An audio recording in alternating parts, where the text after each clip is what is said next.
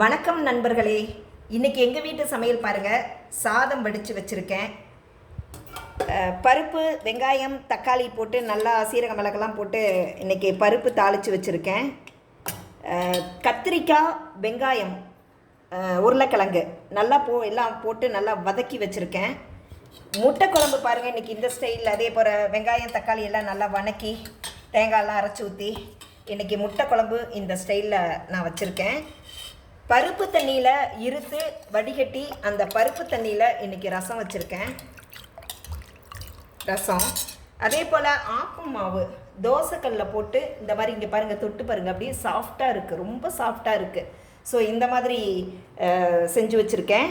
அதுக்கு தொட்டுக்கிறதுக்கு உருளைக்கிழங்கு குருமா அதுக்கு தனியாக செஞ்சு வச்சுருக்கேன். இன்றைக்கி எங்கள் வீட்டில் இந்த மாதிரி சமைச்சு நாங்கள் சாப்பிட்றோம். வெயில் காலம், அதே போல் 11 மணிக்கு மேலே தர்பூசணி நல்லா வாங்கி சாப்பிடுங்க. உடம்புக்கு ரொம்ப குளிர்ச்சியை தரும், ஆரோக்கியம் தரும்.